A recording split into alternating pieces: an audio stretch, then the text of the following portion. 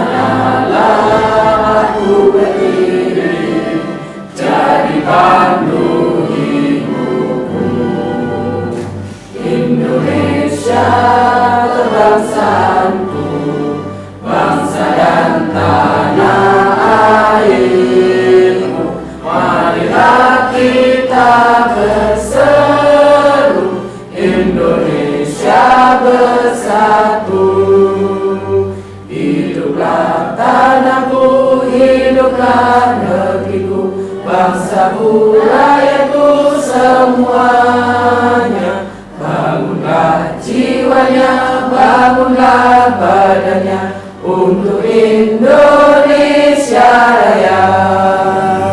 Indonesia Raya, merdeka, merdeka, tanahku, negeriku yang ku cinta. Indonesia Raya, merdeka, merdeka, hiduplah Indonesia Raya. Indonesia Raya, merdeka, merdeka, tanahku, negeriku yang ku cinta. Indonesia Raya, merdeka, merdeka, hiduplah Indonesia Raya. Hadirin dipersilakan duduk kembali.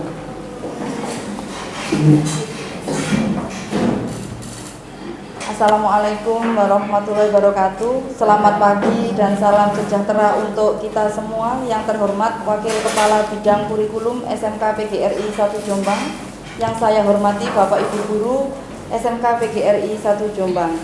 Syukur alhamdulillah kita panjatkan kehadirat Allah Subhanahu wa taala yang telah melimpahkan rahmat, taufik dan hidayahnya kepada kita semua, sehingga pada hari ini kita dapat mengikuti acara diseminasi budaya positif di SMK PGRI 1 Jombang.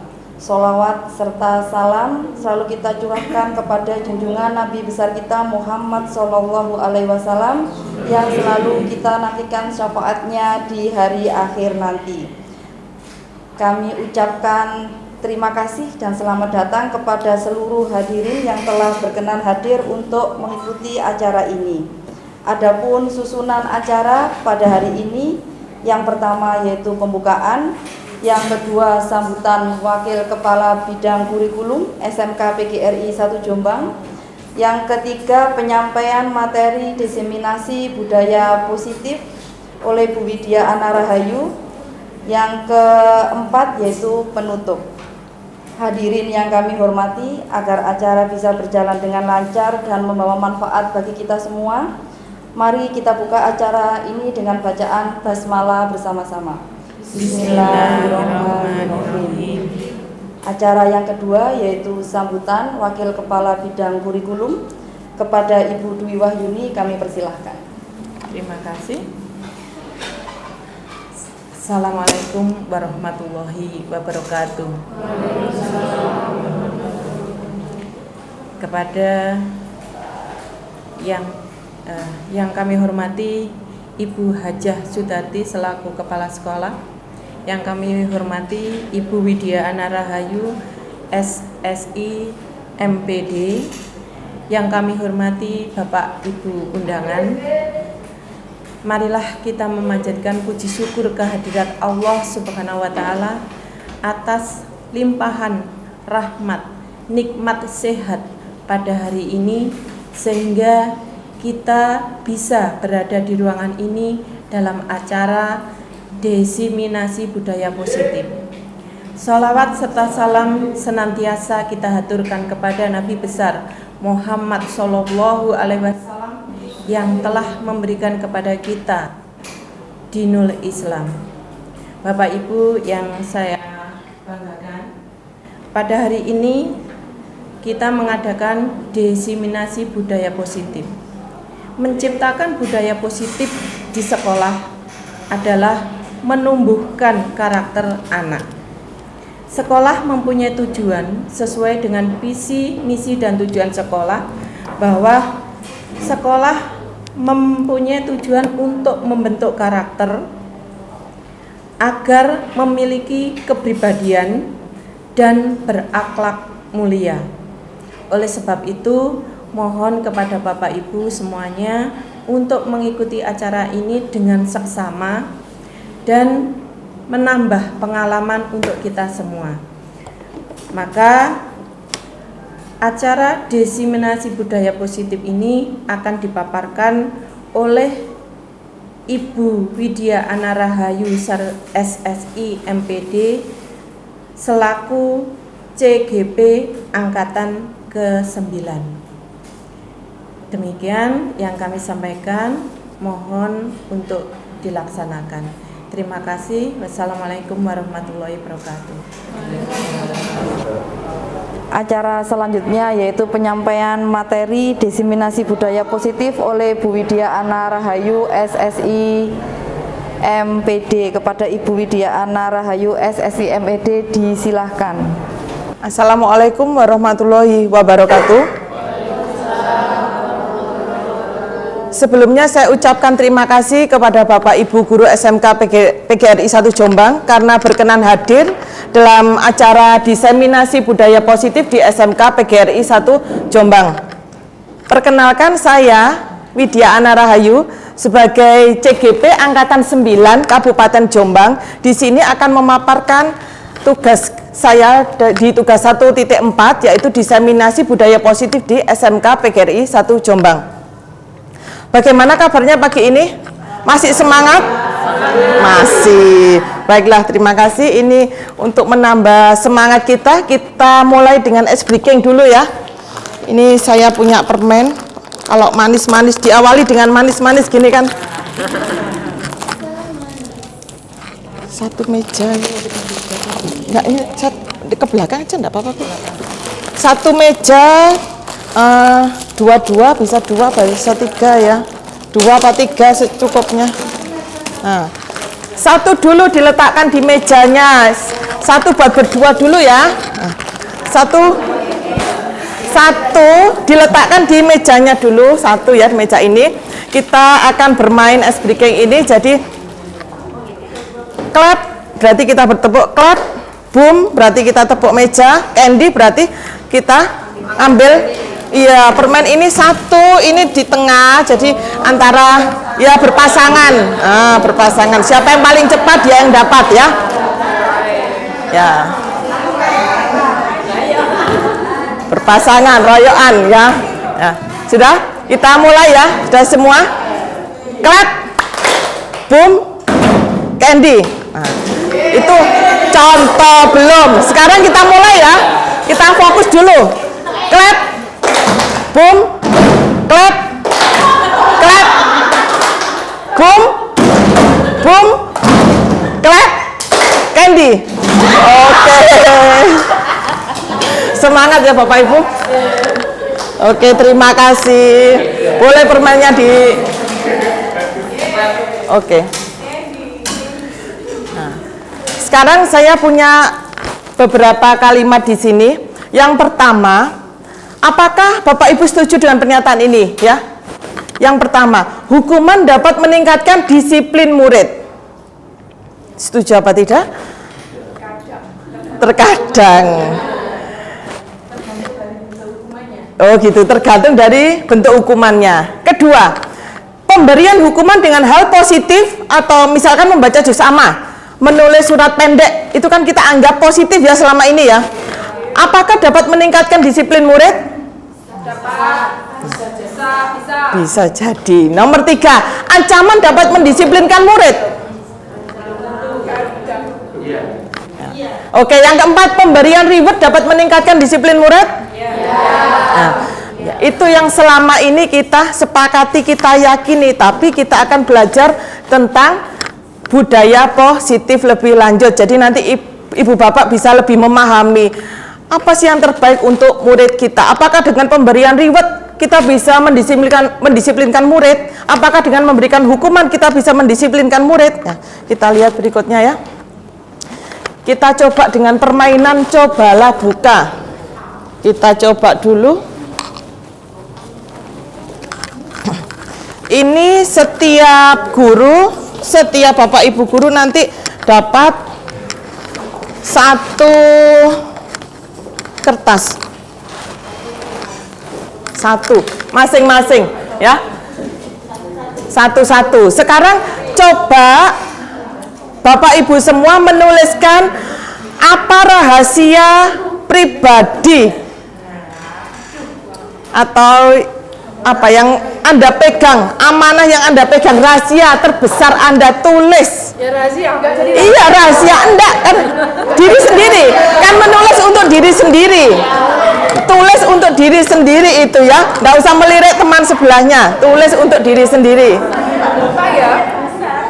Rahasia saya rahasia. Bisa, mungkin saya tadi pagi belum mandi, itu kan rahasia. Bisa. Di dompet saya uangnya tinggal 5.000, itu mungkin juga rahasia. Ya, bisa. Rahasianya setiap orang kan berbeda. Oke? Kalau sudah ditutup, ditutup pokoknya rapat enggak? Kelihatan temannya ya, dilipat kecil. Sudah? Nggak usah dikopiok, dilipat kecil sehingga mudah digenggam nanti. Kan ini kan permainannya cobalah buka. Sudah? Oke. Sudah? Sekarang yang duduk di sebelah kanan ini ya. Sebelah kanan ini menggenggam kertas. Yang sebelah kiri jangan dulu ya, disimpan dulu. Sebelah kanan coba menggenggam kertas, digenggam, dikepalkan tangannya sebelah kanan Bapak. Ini dulu yang duduk di sebelah kanan. Sampun? Yang duduk di sebelah kanan dulu. Oke, karena ini permainan cobalah buka, maka Bapak Ibu yang duduk di sebelah kiri mencoba untuk membuka kepalan tangan temannya ya. Diginikan, boleh. Dengan bisa, coba perhatikan dulu. Ini kan karena ini amanah ya. Ini sesuatu yang ada pada diri Anda, rahasia Anda. Jadi yang sebelah kiri boleh membuka dengan menghardik, boleh dengan menggelitik, boleh dengan merayu, boleh dengan menampar, boleh dengan memukul, terserah Bapak Ibu. Sudah, saya hitung 5 mundur ya. Diginikan Kak ya. Coba saya hitung mundur ya. 5, 4, 3, 2, 1. Gak mau. Sudah, gak mau ya. Nah, coba yang sebelah kiri sekarang. Yang coba duduk sebelah kiri. Gantian, sekarang digenggam rahasianya. Rahasianya digenggam. Nah, lakukan dengan hal yang sama. Boleh nyenengan itu menghardik, boleh memukul, boleh mencubit, boleh merayu, boleh terserah. Nah, silakan. Saya hitung mundur dari sekarang. Ayo Pak. 5, 4, 3, 2, 1. Berhasil apa tidak? Sudah selesai. Sudah berhasil apa tidak tadi? Tidak. Nah, pertanyaan saya sekarang, kita kembali ke pertanyaan saya sekarang ya. Kalau jenengan semua berpendapat, siapa yang berusaha untuk membuka tangan pada diri jenengan sendiri? Siapa yang berusaha membuka tangan ini? Siapa yang berusaha menutup? Diri sendiri. Yang berusaha membuka? Teman-teman tadi berusaha membuka, bisa apa tidak? Tidak. Yang bisa membuka siapa? Kita sendiri. Yang bisa menutup siapa? Kita sendiri. Itu sama halnya dengan murid kita selama ini juga seperti itu. Jadi kalau murid kita ya, kita nasihati, kita bentak, kita hukum, kita rayu, apapun, kalau dia tidak membuka dirinya sendiri, maka tidak bisa masuk ke dalam jiwa murid kita. Gitu, ya, Bapak Ibu, ya, seperti dengan praktekan tadi. Jadi kalau ternyata saya sudah menghukum, tapi anaknya tidak mau manut gitu, karena apa? Karena dia tidak membuka dirinya sendiri, seperti Bapak Ibu tadi. Jadi yang bisa mengontrol dan mengendalikan diri kita siapa? Diri kita sendiri. Baiklah, terima kasih atas permainannya.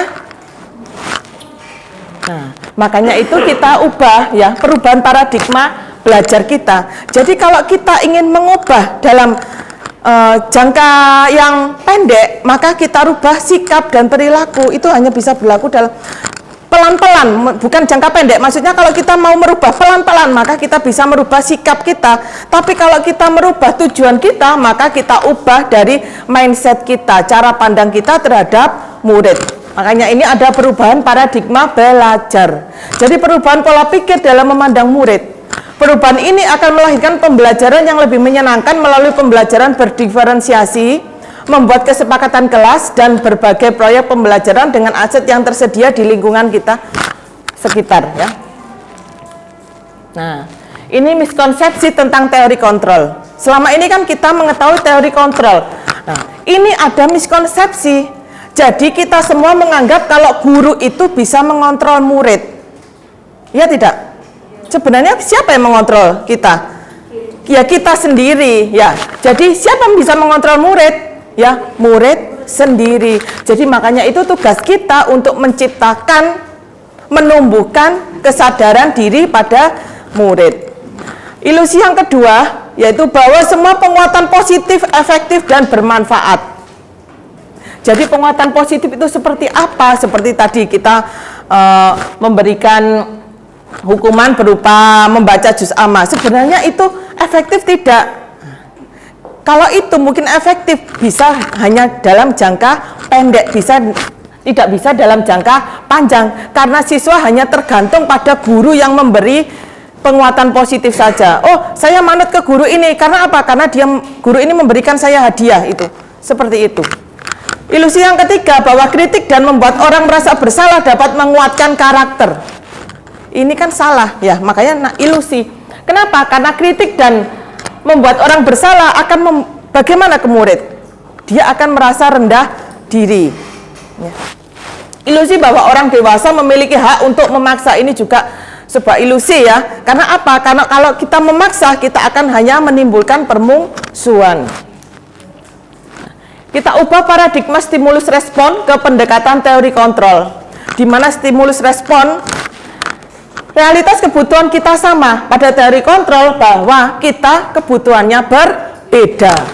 Yang kedua, semua orang melihat hal yang sama. Kalau pada teori kontrol, setiap orang memiliki gambaran berbeda. Jadi setiap individu itu unik dan berbeda ya. Yang ketiga, kita mencoba mengubah orang agar berpandangan sama dengan kita. Pada teori kontrol, kita berusaha memahami pandangan orang lain tentang dunia. Jadi bukan tentang pandangan kita, tapi tentang dunia. Yang keempat, perilaku buruk dilihat sebagai suatu kesalahan. Kalau teori kontrol, semua perilaku memiliki tujuan. Jadi meskipun salah yang kita anggap salah itu, pasti dia melakukan ada tujuannya. Yang keempat, kelima ya, orang lain bisa mengontrol saya. Kalau pada teori kontrol, hanya Anda yang bisa mengontrol diri Anda. Berikutnya, saya bisa mengontrol orang lain. Kalau pada teori kontrol, Anda tidak bisa mengontrol orang lain. Berikutnya, pemaksaan ada pada saat bujukan gagal. Pada teori kontrol, kolaborasi dan konsensus menciptakan pilihan-pilihan baru. Pada stimulus respon, model berpikir menang kalah. Kalau pada teori kontrol, maka berpikirnya menang-menang. Gitu ya. Nah, ini disiplin positif. Sebelum kita ke disiplin positif, kalau kita bicara tentang disiplin, apa yang ada di pikiran Bapak Ibu? Tepat waktu, benar. Peraturan, tata tertib, terus apa lagi? Ada enggak berpikiran kalau disiplin itu pasti ada hukuman. Pasti berpikiran seperti itu kan ya. Nah, kita mengarahnya ke disiplin positif. Jadi sebaiknya kita tidak menggunakan hukuman. Hukuman itu adalah tindakan yang paling akhir dan lebih baik tidak ada ya.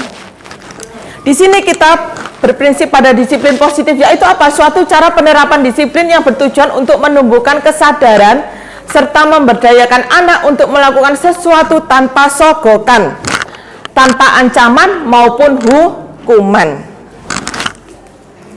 Nah, seperti pemikiran Ki Hajar Dewantara, yaitu di mana ada kemerdekaan, disitulah harus ada disiplin yang kuat. Apa maksudnya? Disiplin yang kuat itu adalah disiplin yang muncul pada diri sendiri. Jadi jika kita melakukan pembelajaran yang berpihak pada murid, pembelajaran yang merdeka, yang sekarang ini pada kurikulum merdeka ya, maka kita harus pertama kali harus menumbuhkan disiplin yang kuat pada murid. Disiplin diri, motivasi internal murid. Jadi sebagai pendidik, tujuan kita adalah menciptakan anak-anak yang memiliki disiplin diri, sehingga mereka bisa berperilaku dengan mengacu pada nilai-nilai kebajikan universal dan memiliki motivasi intrinsik maupun ekstrinsik. Motivasi intrinsik tadi berarti dari diri sendiri. Kalau intrinsik ya, kalau ekstrinsik berarti tadi pemberian hukuman, reward itu masuk ekstrinsik ya. Sekarang apa yang dimaksud nilai-nilai kebajikan? Nah, ini. Apa nilai-nilai kebajikan ini? Sifat-sifat positif manusia yang merupakan tujuan mulia yang ingin dicapai setiap individu. Coba Bapak Ibu bisa menyebutkan enggak nilai-nilai kebajikan yang pernah ada ya? Kejujuran bisa. Apalagi nilai-nilai kebajikan? Tanggung jawab. Mandiri bisa ya? Apalagi? Berkarakter. Terus suka menolong. Baik, banyak sekali ya. Di sini, ini ada nilai kebajikan beberapa institusi, jadi yang disepakati. Kalau pelajar kita di Indonesia, kita menggunakan yang disepakati adalah profil pelajar Pancasila, yaitu apa? Beriman bertakwa kepada Tuhan Yang Maha Esa, berakhlak mulia. Yang kedua mandiri, bernalar kritis, berkebinekaan global, bergotong royong, dan kreatif. Kalau pada Ibu Primary Years program sikap murid itu ada 12 ya. Kalau pada 9 pilar karakter ada berapa? 10 ya itu? 10. 9 pilar karakter. Ya, ada 10. Ada 10. Jadi, di sini ada enggak terbesit pertanyaan? Berarti nilai kebajikan itu pada setiap institusi bisa muncul sama ya. Ada misalkan mandiri ada enggak di sana? Mandiri ada pada profil ya. Pada Ibu ada. Pada 9 karakter juga ada ya kemandirian. Makanya namanya nilai-nilai kebajikan universal. Jadi nilai-nilai kebajikan yang disepakati, diakui oleh beberapa orang di tempat yang berbeda, di negara yang berbeda, suku berbeda. Jadi makanya namanya nilai-nilai kebajikan universal. Sekarang kita menginjak ke kebutuhan dasar manusia. Kebutuhan dasar manusia adalah segala sesuatu yang kita lakukan untuk mendapatkan apa yang kita inginkan. Apa sih kebutuhan dasar manusia itu? Apa saja? Makan, pendidikan, uang, pengakuan, ya pengakuan. Terus apa lagi? Ya. Terus apa lagi? Ya. Coba kita lihat ya. Nah. 5 kebutuhan dasar manusia itu sudah dirangkum 5 ini ya. Bertahan hidup, kasih sayang, penguasaan, kebebasan, dan kesenangan. Acara selanjutnya bisa enggak Ibu menjawab ini pertanyaan saya? Jika si Adi dalam pelajaran matematika dia merasa cuek, ngantuk ya, pada pelajaran matematika. Waktu ditanya sama ibu guru, dia menjawab, kenapa kamu ngantuk? Kenapa kamu cuek, ogah-ogahan? Dia menjawab, saya tidak suka pelajaran matematika, saya lebih suka pelajaran bahasa Inggris. Gitu, ya. Terus dia waktu mengerjakan di depan, dia tidak bisa. Dia, Bu, saya maunya keluar, karena dia melihat di luar enak, di lapangan bisa main basket. Kebutuhan dasar apa yang dibutuhkan oleh Adi tadi? Kebebasan bisa sama kesenangan. Kebebasannya di mana tadi? Ya, dia keluar kelas, dia pengen bebas. Kalau kebutuhan kesenangan tadi apa? Sukanya bahasa Inggris. Ah, ya benar. Dia suka bahasa Inggris, dia tidak suka matematika. Jadi Bapak Ibu bisa ya membedakan kebutuhan dasar siswa kita. Jadi kalau kita menemukan siswa yang bermasalah, berarti kita harus tahu dulu kebutuhan dasar apa dari siswa kita yang belum terpenuhi. Mungkin kasih sayang, mungkin karena di rumah dia broken, ya kan bisa. Terus mungkin penguasaan, dia kepengen diakui. Jadi kadang ada siswa yang merasa kepengen diakui dia paling pintar. Jadi kadang ada yang bilang, siswa yang, Bu, anak ini mencontek, Bu, itu kan ada juga, dia butuh pengakuan, butuh penguasaan. Oke, sekarang motivasi perilaku manusia ada 3 motivasinya dalam manusia, di perilakunya manusia. Yang pertama untuk menghindari ketidaknyamanan atau hukuman, 2 untuk mendapatkan imbalan, 3 untuk menjadi orang yang mereka inginkan. Coba saya sekarang tanya kepada Bapak Ibu guru, kalau berangkat ke sekolah datang tepat waktu atau tidak? Tepat waktu. Apa motivasinya dari 3 itu? Karena nanti dicatat sekretaris. Oh, karena jadi Ibu Bapak tadi kan bilang kalau motivasi Ibu Bapak untuk datang ke sekolah, untuk datang mengajar karena biar tidak dicatat oleh siswa. Berarti masuk yang mana? Masuk yang apa? Untuk menghindari ketidaknyamanan atau hukuman. Begitu juga dengan siswa kita, ya. Siswa kita juga begitu. Kalau motivasinya masih dari luar, dari eksternal, berarti dia itu masih menghindari hukuman dan mendapatkan penghargaan. Maka dari itu tugas kita sebagai pendidik, kita harus menumbuhkan motivasi internal, ya. Jadi dengan kesadaran diri sendiri. Oke, baiklah. Nah, sekarang tentang hukuman, konsekuensi, dan restitusi. Apa itu bedanya antara hukuman, konsekuensi, dan restitusi? Berarti kita selama ini menggunakan apa untuk anak-anak? Apakah kita memberikan hukuman? Apakah konsekuensi? Apakah restitusi? Ini kita lihat bedanya ya. Hukuman, konsekuensi, dan restitusi. Kalau hukuman itu berarti sesuatu yang menyakitkan harus terjadi. Kalau konsekuensi sesuatu harus terjadi. Kalau restitusi merupakan pilihan. Apa maksudnya sesuatu yang menyakitkan harus terjadi? Itu seperti prinsip kita. Prinsip kita sebagai pendidik kan tidak boleh untuk memberikan hukuman. Tapi karena kita berlaku memberikan hukuman, maka seperti tidak sesuai dengan prinsip kita. Jadi kita melakukan menyakiti prinsip kita, ya. Sama halnya juga dengan siswa kita, itu juga bisa menyakiti siswa kita kalau kita memberikan hukuman. Kalau konsekuensi berarti sesuatu itu harus terjadi. Yang kedua adalah tidak nyaman untuk hukuman, tidak nyaman untuk murid atau anak dalam jangka waktu yang panjang. Nah, seperti kita flashback waktu kita sekolah dulu. Waktu kita sekolah, kalau kita diberikan hukuman oleh Bapak Ibu guru kita, ya, terus sampai sekarang itu masih tersimpan enggak kenangan pahitnya, ya.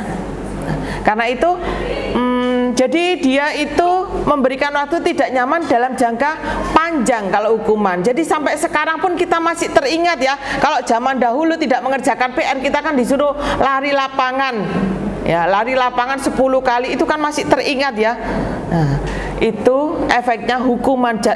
Jadi dalam jangka waktu yang panjang, beda dengan konsekuensi. Kalau konsekuensi tidak nyaman tapi dalam jangka waktu yang pendek. Misalnya kalau kita menumpahkan minuman, nah kita kan tidak nyamannya kita membersihkan. Nah, dalam jangka waktu yang pendek, setelah membersihkan kan kita selesai, ya. Nah, itu bedanya antara hukuman dan konsekuensi. Kalau restitusi itu menguatkan untuk murid dalam jangka waktu yang panjang. Sekarang yang ketiga, untuk hukuman yaitu korban mendapatkan keadilan.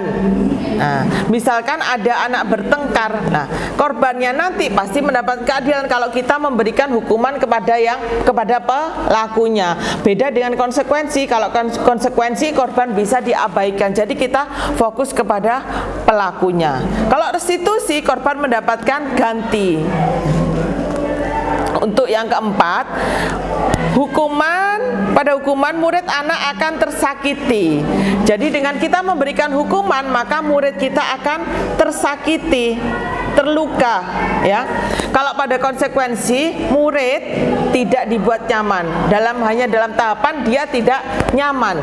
Kalau restitusi, murid akan mendapatkan penguatan. Karena apa? Karena kita tadi memberikan keyakinan kita. Keyakinan apa yang dianut, jadi dengan itu. Jadi dengan memberikan penguatan. Nah, untuk yang kelima, pada hukuman akan menimbulkan perilaku pasif agresifnya meningkat.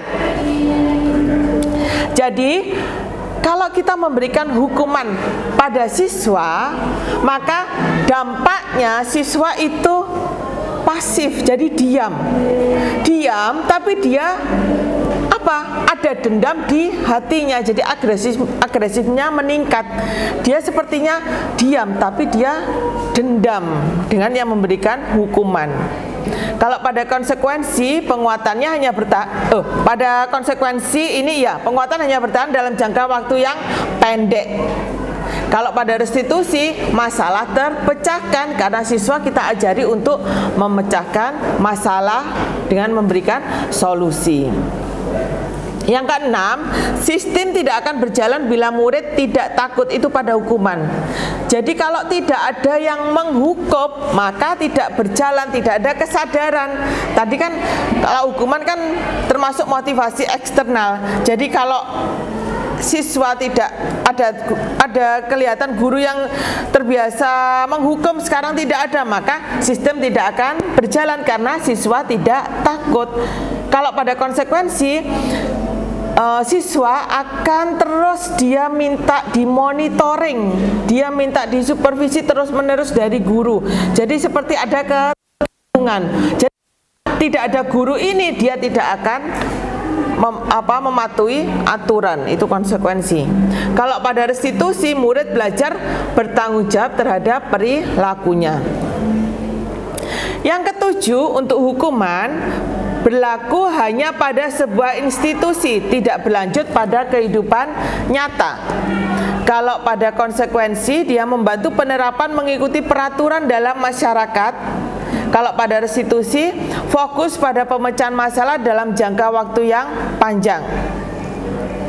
Nah, ini sekarang untuk hukuman, ini kata-kata kita biasanya kalau pada hukuman, peraturannya adalah kamu harus, jadi harus, kamu wajib. Jadi kata-katanya lebih terlalu disiplin gitu ya, kamu harus, kamu wajib.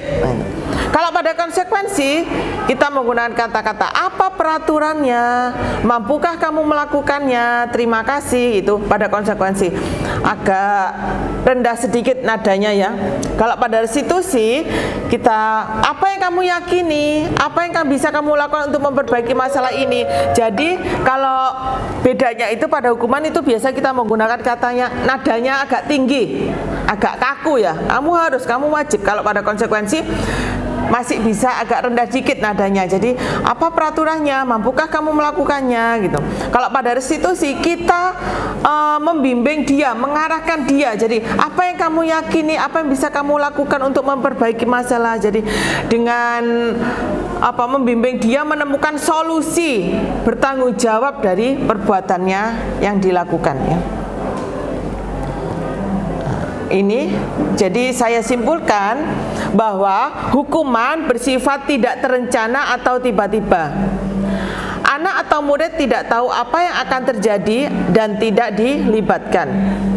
Hukuman bersifat satu arah dari pihak guru yang memberikan, dan murid hanya menerima suatu hukuman tanpa melalui suatu kesepakatan atau pengarahan dari pihak guru baik sebelum atau sesudahnya. itu untuk hukuman, jadi bersifat satu arah, hanya dari guru saja, tidak ada kesepakatan antara guru dan murid. Beda dengan konsekuensi. Nah, kalau konsekuensi bersifat sudah terencana atau sudah disepakati, dibahas, disetujui antara guru dan siswanya dan muridnya. Umumnya bentuk-bentuk konsekuensi dibuat oleh pihak guru, sekolah, dan murid sudah mengetahui sebelumnya konsekuensi yang akan diterima bila ada pelanggaran. Jadi konsekuensi itu dua arah. Jadi ada guru dan ada siswa. Jadi kesepakatan bersama. Kalau itu bedanya antara hukuman dan konsekuensi. Kalau hukuman tadi bersifat satu arah, kalau konsekuensi bersifat satu arah. Ya, paham ya Bapak Ibu? Ya, oke, saya lanjutkan ya. Sekarang hukuman atau konsekuensi. Tindakan guru berikut termasuk hukuman atau konsekuensi. Ya. Coba Bapak Ibu ya, siap ya. Kita jawab hukuman atau konsekuensi. Yang pertama, nih coba.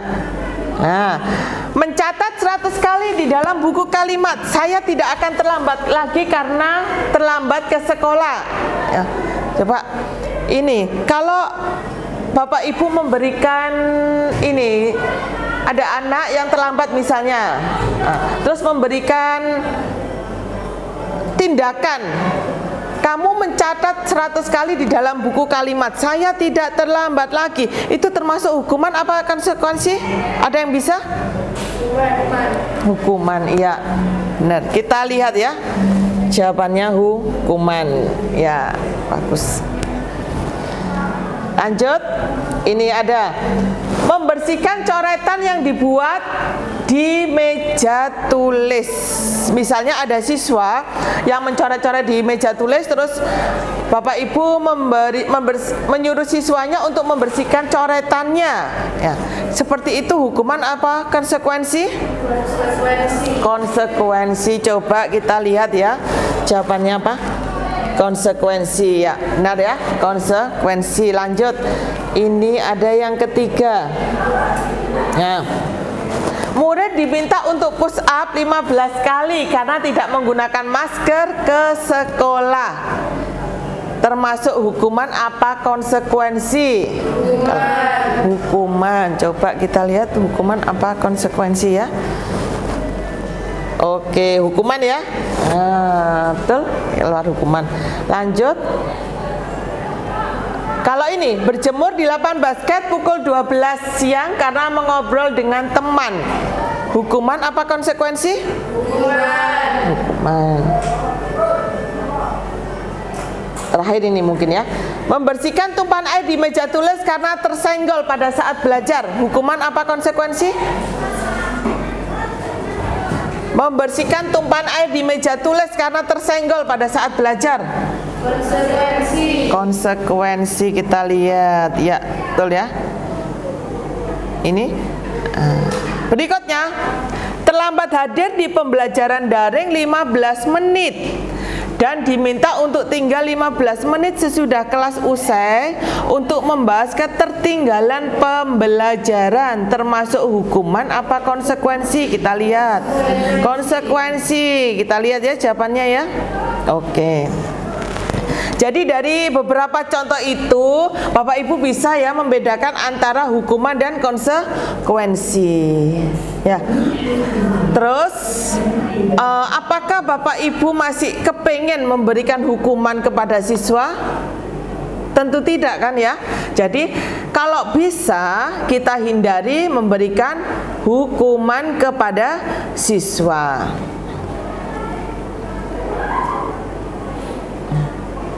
Sekarang ada dihukum oleh penghargaan. Apa maksudnya dihukum oleh penghargaan? Apa maksudnya dihukum oleh penghargaan? Kenapa dengan memberikan penghargaan, kenapa kok bilangnya dihukum? Apa tidak salah?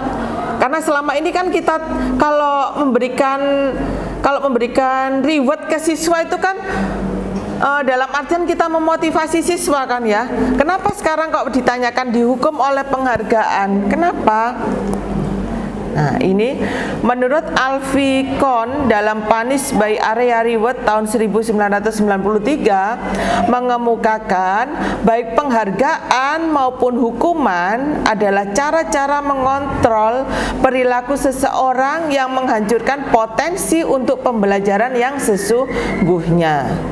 Jadi, hukuman tidak boleh, penghargaan juga jangan diberikan. Kenapa? Karena sama saja dengan memberikan hukuman ke siswa.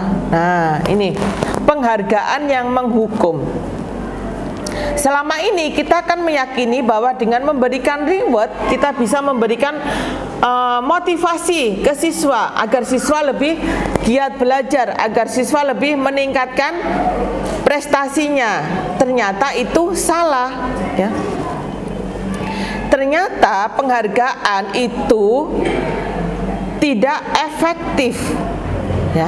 Penghargaan juga dapat mengurangi ketepatan. Penghargaan juga bisa menurunkan kualitas. Penghargaan mematikan kreativitas dan penghargaan bisa merusak hubungan. Apa maksudnya? Penghargaan tidak efektif karena dengan cara memberikan penghargaan itu adalah bukan menumbuhkan motivasi internal. Jadi dianggap tidak efektif untuk menumbuhkan kesadaran diri pada siswa. Kalau penghargaan dapat mengurangi ketepatan, bagaimana? Ya, kurang tepat. Cara yang kurang tepat yang diberikan oleh pendidik. Maka dari itu kita harus merubahnya. Jangan memberikan penghargaan kepada siswa, ya, karena itu bisa menjadikan hukuman bagi siswa itu sendiri. Penghargaan menurunkan kualitas. Apa maksudnya? Karena dengan memberikan penghargaan kita bisa mematikan kreativitas siswa, murid yang lain. Jadi kalau ada siswa satu dia mungkin unggul, ya, terus kita memberikan penghargaan, misalnya memberikan reward berupa bintang lah. Siswa yang lain itu merasa, oh anak ini lagi, wes saya enggak mau lagi berusaha gitu. Pasti dia yang mendapatkan bintang. Nah, jadi bisa menurunkan kualitas, bisa mematikan kreativitas. Teman yang lain juga gitu, nanti tidak akan berkreatif lagi. Karena apa? Karena yang ditunjuk oleh gurunya pasti anak itu saja. Jadi yang lain akhirnya tidak mau. Juga akhirnya bisa merusak hubungan. Akhirnya yang lain gini, merasa iri. Pasti gurunya pilih kasih, pasti gurunya milih anak itu saja, anak itu yang pintar, hanya anak itu yang diberikan hadiah. Akhirnya yang lain juga akhirnya menjadi merusak hubungan pertemanan antara siswa satu dengan siswa lainnya. Ya, jadi efeknya ternyata besar, tidak menimbulkan efek yang baik tapi menimbulkan efek yang buruk bagi siswa.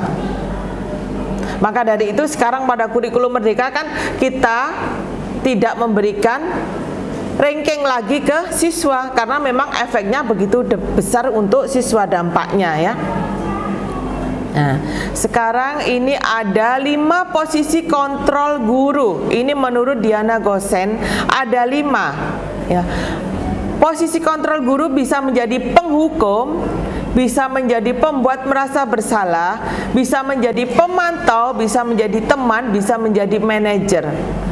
Selama ini Bapak Ibu guru posisinya ada di mana dari kelima ini? Ya, jadi kita harus tahu posisi kita itu sebagai apa. Posisi mana yang terbaik, posisi mana yang ideal, posisi yang mana yang harus kita hindari. Ini ada 5 ini, ya. Yang pertama sebagai penghukum. Nah, ini sebagai penghukum. Kalau posisi kontrol sebagai penghukum, seorang penghukum bisa menggunakan hukuman fisik maupun verbal. Orang-orang yang menjalankan posisi menghukum senantiasa mengatakan bahwa sekolah memerlukan sistem atau alat yang dapat lebih menekan murid-murid lebih dalam lagi. Guru yang terbiasa menghukum baik fisik maupun verbal. Kalau fisik seperti tadi, kalau tidak mengerjakan PR lari lapangan. Kalau verbal dengan kata-kata, kamu ini tidak pernah bisa mengerjakan pelajaran matematika, kamu ini bodoh. Nah, itu termasuk memberikan hukuman. Jadi hukuman itu ada 2, fisik maupun verbal, ya.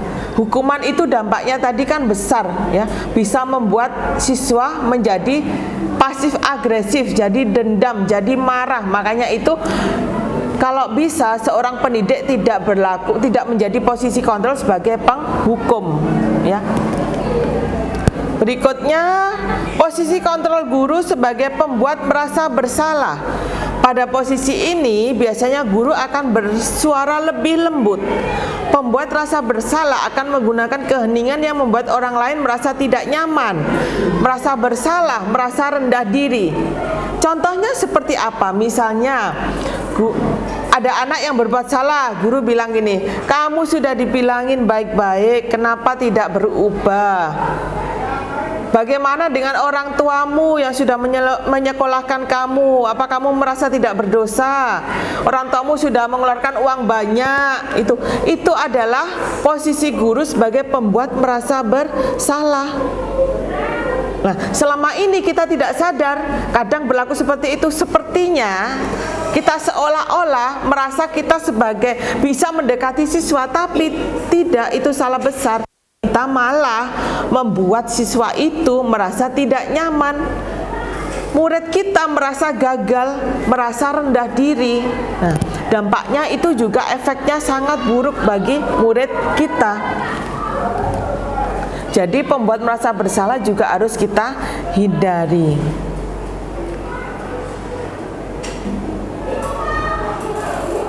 Berikutnya adalah posisi kontrol guru sebagai pemantau. Kalau sebagai pemantau, memantau artinya mengawasi. Pada saat kita mengawasi, kita bertanggung jawab atas perilaku orang-orang yang kita awasi. Posisi pemantau berdasarkan pada peraturan-peraturan dan konsekuensi. Jadi misalnya ada siswa yang terlambat, kita biasa gini, kamu terlambat, kamu nulis di buku ini. Karena kita kan biasanya kalau piket di gerbang, kalau ada siswa yang terlambat kita kan gitu. Jadi memantau, kamu terlambat sudah 5 kali, kamu nulis di sini gitu. Jadi hanya pada tahap itu, tahap kita tidak sampai ke tahap dia mencari solusi untuk dirinya sendiri. Murid itu tidak bertanggung jawab untuk dirinya sendiri. Jadi hanya tahap pada kita hanya memantau saja. Kamu sudah terlambat 5 kali, itu saja. Besok kamu terlambat lagi apa tidak? Hanya pada batas itu saja. Kalau posisi kontrol guru ini berikutnya sebagai teman. Kalau pada posisi teman ini, guru pada posisi ini tidak akan menyakiti murid, namun tetap berupaya mengontrol murid melalui persuasi. Posisi teman pada guru bisa negatif ataupun positif. Posisi di sini berupa hubungan baik yang terjalin antara guru dan murid. Hal negatif dari posisi teman adalah bila suatu saat guru tersebut tidak membantu, maka murid akan kecewa. Kadang-kadang kita juga tidak sadar, kita seolah-olah berlaku sebagai teman, kita mendekati siswa yang bermasalah sebagai teman. Jadi kita gini, menanyakan misalnya siswa ini jarang masuk, kita tanya seolah-olah kita sebagai temannya. Besok masuk ya, besok pelajaran saya, besok kamu harus masuk. Besok kita bermain game, kita pelajarannya besok game, jadi kamu harus masuk gitu. Jadi menyemangati karena ada guru itu. Tapi kalau nanti gurunya tidak masuk atau pelajaran lainnya sehari itu tidak ada Bapak Ibu guru yang tadi sebagai teman, maka dia tidak akan masuk. Jadi dia bergantung pada satu guru. Itu efeknya seperti itu. Dia tidak mandiri. Posisi berikutnya adalah sebagai manajer. Nah, ini posisi terakhir ya. Manajer adalah posisi di mana guru berbuat sesuatu bersama dengan murid, mempersilahkan murid mempertanggungjawabkan perilakunya, mendukung murid agar dapat menemukan solusi atas permasalahannya sendiri. Nah, ini posisi yang paling ideal. Jadi dari kelima posisi itu, puncaknya adalah ini, sebagai manajer. Kadang kita berlaku penghukum, tapi ujung-ujungnya nanti usahakan sebagai manajer, memberikan solusi. Mungkin karena kita berlaku hukum karena mungkin melihat siswa ini memang sangat-sangat bandel, tidak bisa dibilangin dengan kata-kata yang lembut atau dengan cara apapun sudah tidak berhasil, akhirnya kita pakai posisi kontrol penghukum. Tapi ingat, kita harus posisi terakhir, kita harus sebagai posisi manajer. Jadi posisi yang paling ideal adalah posisi manajer.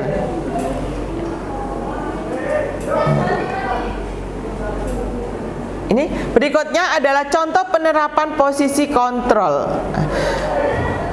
Siswa tidak memakai sepatu hitam. Kalau kita sebagai penghukum, posisi penghukum, kita akan bilang lepas sepatu dan berdiri di lapangan selama 1 jam. Kalau kita sebagai pembuat merasa bersalah, maka kita biasanya bilang, berapa kali ibu harus memberitahu kamu, kamu selalu mengecewakan. Jadi beda ya posisinya ya. Nah, sudah paham ya posisi kita sebagai apa? Tadi ada sebagai penghukum, pembuat rasa bersalah, pemantau, teman, dan manajer. Jadi sudah tahu bedanya ya.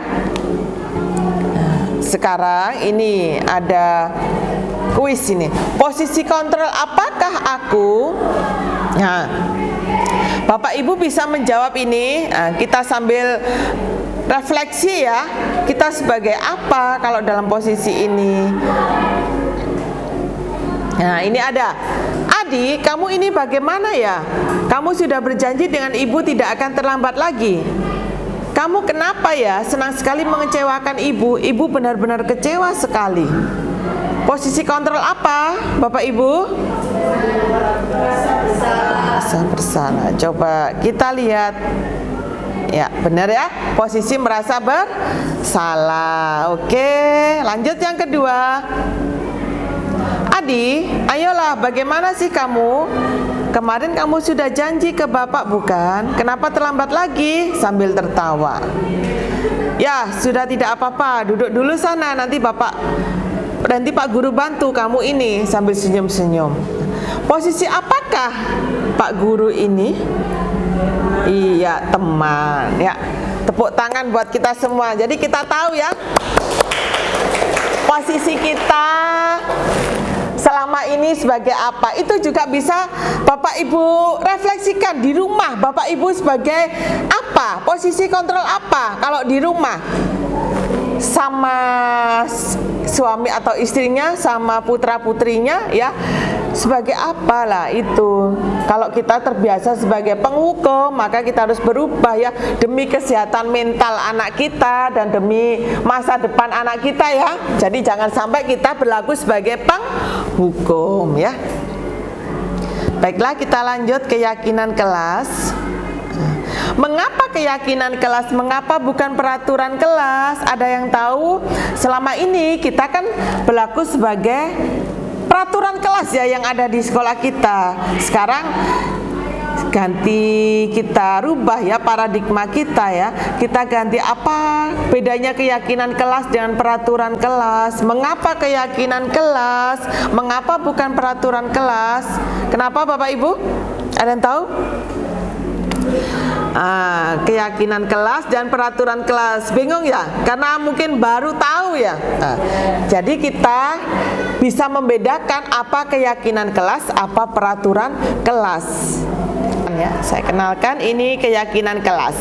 Keyakinan kelas merupakan sebuah nilai-nilai kebajikan universal yang telah disepakati secara tersirat dan tersurat, lepas dari adanya latar belakang suku, negara, bahasa maupun juga agama. Keyakinan kelas dibuat secara bersama-sama dengan seluruh siswa yang mempunyai nilai-nilai kebajikan yang dapat dipercaya. Nah, itu bedanya. Jadi kalau keyakinan kelas dibuat secara bersama dengan seluruh siswa. Kalau peraturan kelas kan dari satu pihak, dari guru saja. Itu kalau kelas. Kalau sekarang keyakinan sekolah, kalau dalam lingkup agak besar ya sekolah. Kalau keyakinan sekolah berarti kesepakatannya nanti kita buat antara guru dengan siswa, dengan seluruh warga sekolah. Kalau tidak lagi peraturan sekolah. Nah, kenapa? Apa bedanya? Karena nanti jika kita membuatnya keyakinan sekolah, jadi seolah-olah siswa itu merasa dilibatkan, merasa ikut membuat kesepakatan. Jadi dalam diri akhirnya ada kesadaran. Kesadaran yang muncul dari dalam diri siswa sendiri. Akhirnya mereka insya Allah pasti ikut pada keyakinan sekolah yang ikut mentaatinya ya. Jadi mulai sekarang kita ubah ya, kita akan membuat keyakinan kelas atau sekolah ya, sudah tidak lagi peraturan kelas atau sekolah. Bagaimana membuat keyakinan kelas? Nah, ini cara membentuk keyakinan kelas, yaitu yang pertama, dipastikan berupa pernyataan universal ya, pernyataan yang biasa kita dengar seperti bertanggung jawab ya, disiplin, jadi yang biasa kita kenal, kita biasa gunakan ya. Yang kedua, dibuat dalam kalimat positif. Kalimat positif itu seperti apa? Hindari menggunakan kata tidak, hindari menggunakan kata jangan. Jadi kalau ingin siswanya datang tidak terlambat, berarti jangan menggunakan kata tidak boleh terlambat gitu, jangan. Hindari kata negatif. Jadi biasakan menggunakan kalimat positif. Jadi kalau ada tidak boleh terlambat datang ke sekolah, kita ubah menjadi kalimat positif menjadi datang tepat waktu. Jadi seperti itu kalimat positif. Jadi menghindari kata tidak. Yang ketiga, sedikit saja agar mudah diingat. Jangan panjang-panjang ya, jangan seperti kita menulis surat. Pendek saja, yang penting mudah diingat oleh siswa kita. Yang keempat, sesuai dengan kondisi kelas sehingga mudah diterapkan. Sesuaikan dengan kondisi kelas. Makanya untuk kelas, misalnya kelas kita ya, kelas kita ini TKJ, nah, beda dengan kelas AKL. Jangan disamakan karena basicnya siswa tidak sama ya, kondisinya tidak sama. Kalau TKJ kan banyak laki-lakinya ya, kalau AKL itu sebagian besar kan perempuan, jadi kondisi kelas tidak sama, pasti beda. Jadi dari situ kita tidak bisa menggunakan keyakinan kelas pada kelas ini dengan kelas lain, itu tidak bisa, jadi berbeda. Yang kelima, melibatkan semua warga kelas. Jadi untuk membuat keyakinan kelas, semua warga kelas ini kita libatkan. Kalau keyakinan sekolah berarti semua warga sekolah kita libatkan. Berikutnya adalah segitiga restitusi. Segitiga restitusi adalah proses dialog yang dijalankan oleh guru untuk menghasilkan murid yang mandiri dan bertanggung jawab. Jadi kalau tadi kita bisa memecahkan masalah tadi tidak dengan memberikan hukuman, tidak dengan memberikan konsekuensi, tapi memberikan restitusi lah. Ini kita langkahnya, tahapannya menggunakan segitiga restitusi. Ada berapa tahapannya? Ada 3, yaitu yang pertama menstabilkan identitas, yang kedua validasi tindakan yang salah, yang ketiga menanyakan keyakinan. Jadi kita bentuknya segitiga ini saling terkait ya. Pada menstabilkan identitas, ibu bapak bisa memberikan pertanyaan seperti itu. Setiap orang pasti pernah melakukan kesalahan. Saatnya jam keempat dimulai. Kamu bukan satu-satunya. Bentar ya, masih bel. Oke, saya lanjutkan. Pada tahap menstabilkan identitas, Bapak Ibu bisa menggunakan kata-kata setiap orang pasti pernah melakukan kesalahan, nak, gitu. Bisa juga kamu bukan satu-satunya yang pernah melakukan ini. Nah, gitu. Jadi seolah-olah kita itu menenangkan murid yang bermasalah tadi ya. Jadi kita menstabilkan identitasnya, kita menjadi seperti dia. Jadi dia akan merasa tenang ya. Tahapan yang kedua adalah validasi tindakan yang salah. Pada tahapan ini, ibu bapak bisa menggunakan kata-kata seperti itu. Kamu tentu punya alasan mengapa melakukan ini. Adakah cara yang lebih efektif untuk mendapatkan apa yang kamu butuhkan? Nah, jadi kita memvalidasi tindakan dia yang salah tadi. Pada tahap menanyakan keyakinan, Bapak Ibu bisa menggunakan kata, bisa menanyakan keyakinan dengan keyakinan kelas apa yang telah disepakati. Jadi kita seperti mengingatkan pada siswa, pada murid kita, keyakinan apa yang telah kita sepakati, keyakinan apa yang tidak sesuai dengan tindakan kamu tadi ya. Kamu ingin menjadi orang yang seperti apa gitu. Jadi menanyakan keyakinan dia, jadi dia seperti mengingat lagi keyakinan apa ya yang kurang sesuai dengan tindakan saya gitu. Jadi dengan menggunakan tiga tahapan segitiga restitusi itu diharapkan siswa nanti setelah melakukan tindakan yang salah, dia bisa menemukan solusi, dia bisa bertanggung jawab, dan dia bisa kembali ke kelompoknya tadi dengan rasa yang bahagia lagi ya. Jadi sudah tidak ada beban lagi. Berikutnya adalah perasaan selama melakukan perubahan di kelas. Nah, ini perasaan saya ya, karena saya di sini sebagai CGP sudah melakukan beberapa perubahan di kelas dari modul 1 dari 1.1, 1.2, 1.3, 1.4 ya. Ini berdasarkan filosofi Ki Hajar Dewantara yang dimulai dari azas trikon, sistem among, berpihak pada murid, menumbuhkan daya cipta, daya rasa, daya karsa. Saya telah melakukan perubahan di dalam kelas. Perasaan saya senang dan semangat ya. Semangat termotivasi selama mengimplementasikan ke dalam kegiatan sekolah, yaitu pembelajaran yang berpihak pada murid, penanaman karakter murid sesuai dengan profil pelajar Pancasila, serta berkolaborasi dengan rekan guru. Jadi banyak yang saya rubah, dan selama ini saya yakini saya merasa benar seperti ini. Ternyata banyak yang harus diubah sesuai dengan filosofi Ki Hajar Dewantara. Ini contoh pengalaman dan penerapan sudah saya lakukan selama ini ya. Selama 2 bulan saya sebagai CGP, ini ada pembelajaran berpihak pada murid. Jadi di sini saya mengusahakan pada siswa untuk setiap hari itu berproses ya, sesuai dengan potensi mereka. Ini yang pertama, ini pelajaran dimensi 3. Jadi pada kelompok ini dia mengapresiasikan dimensi 3-nya pada sebuah buku dengan karena dia kelas BDPM ya. Jadi ini dia ingin menulis buku menu-menu makanan minuman, tapi dia berbentuknya dimensi 3. Jadi kepengennya dia itu kalau membuka resto, dia menggunakan menu makanan yang berbentuk dimensi 3, yang mana bisa menerapkan dari hasil materi dimensi 3 itu tadi ya. Ini buku pop-up-nya. Nah, yang kedua ini saya mengusahakan pembelajaran yang nyaman dan menyenangkan bagi siswa. Nah, berikutnya ini contoh kolaborasi dengan rekan sejawat. Seperti yang Bapak Ibu ketahui kan di sekolah kita sudah ada MGMPS ya, musyawarah guru mata pelajaran sekolah. Jadi setiap mapel kan kita selalu berkumpul tiap 1 bulan sekali ya.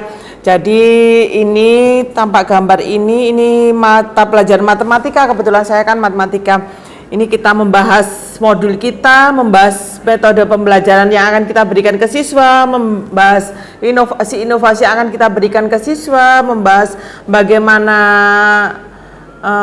caranya mengajar yang berpihak pada murid ya. Kalau yang bawah ini tampak kolaborasi dengan rekan sejawat yang beda mapelnya.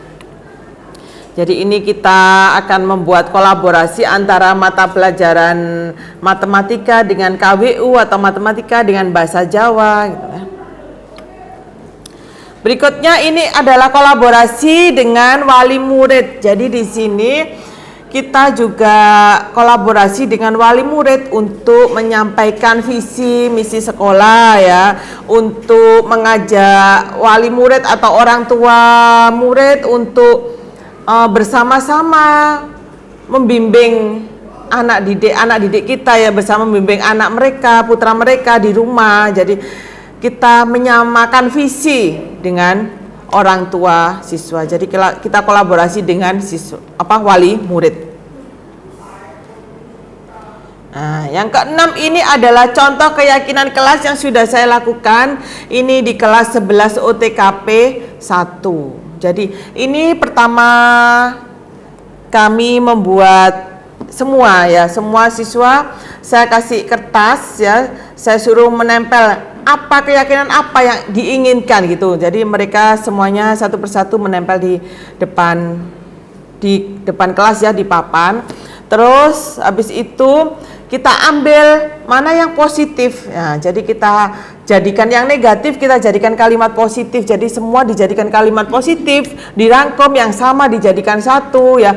Terus kalimatnya dipersingkat biar semua bisa hafal ya, bisa ingat gitu.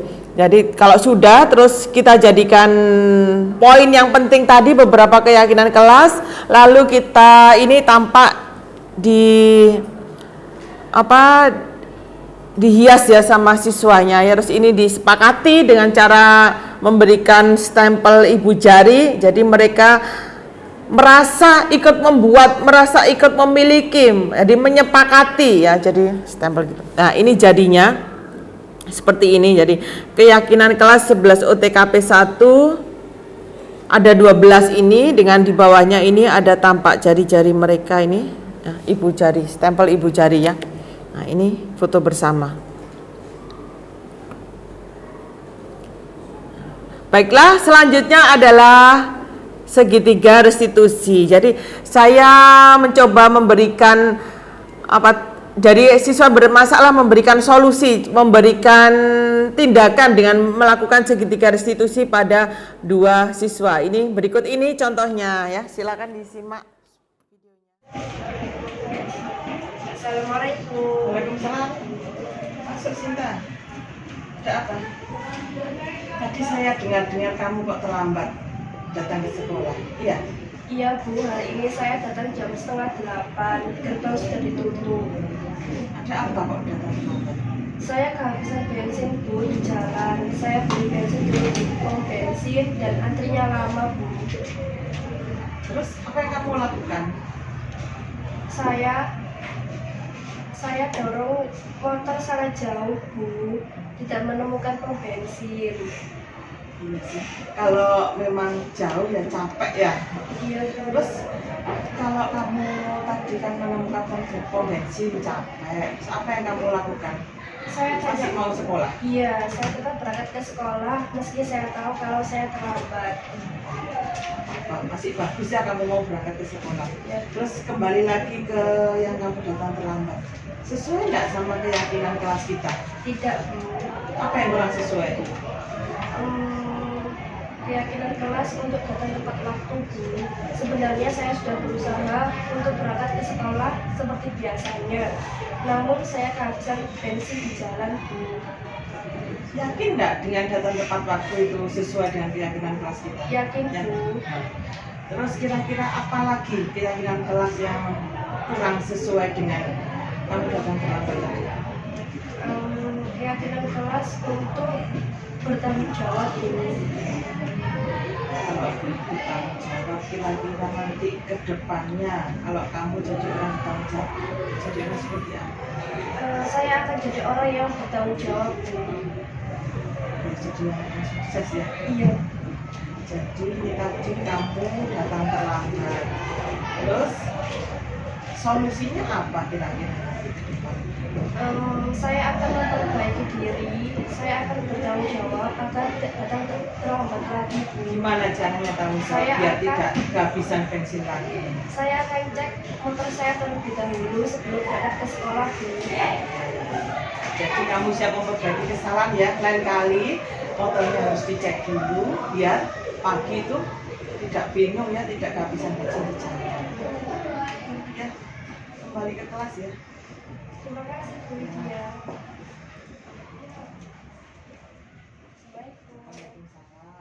Sangat merasa senang dan tenang karena Bu Widya sudah mengarahkan saya dan membimbing saya agar tidak datang terlambat dan mengajari saya akan keyakinan kelas, yaitu dengan datang tepat waktu dan bertanggung jawab.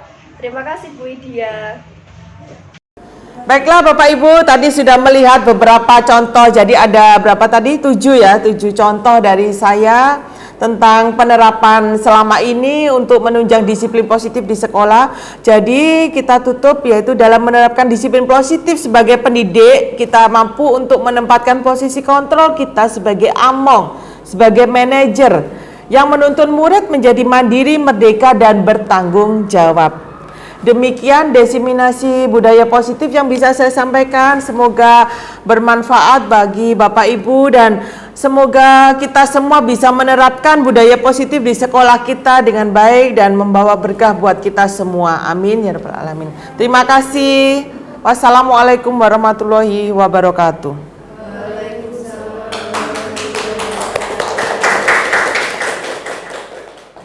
Hadirin yang kami hormati, acara demi acara telah kita lalui bersama. Saya selaku pembawa acara mengucapkan terima kasih, sekaligus mohon maaf jika ada kekhilafan yang kurang berkenan di hati hadirin sekalian.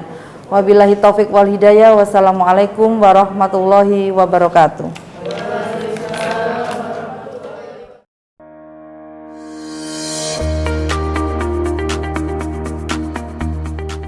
Assalamualaikum warahmatullahi wabarakatuh. Perkenalkan, nama saya Mita Fira Salina. Saya sebagai pengajar bahasa Inggris di SMK PGRI 1 Jombang.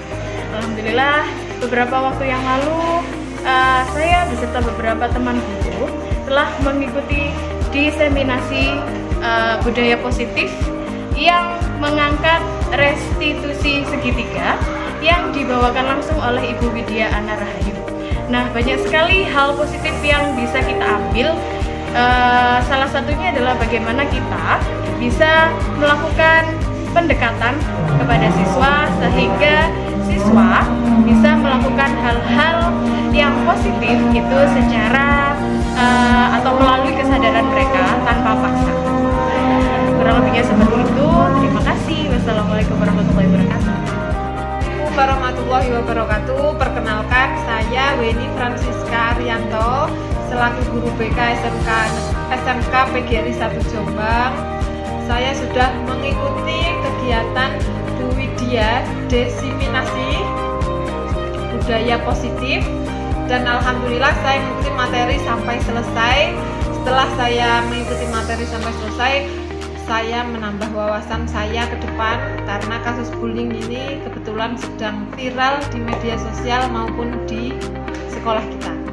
Jadi terima kasih Bu Widya sudah menambah saya untuk kreatif lagi supaya anak-anak ini paham apa itu bullying. Baik, terima kasih. Assalamualaikum warahmatullahi wabarakatuh.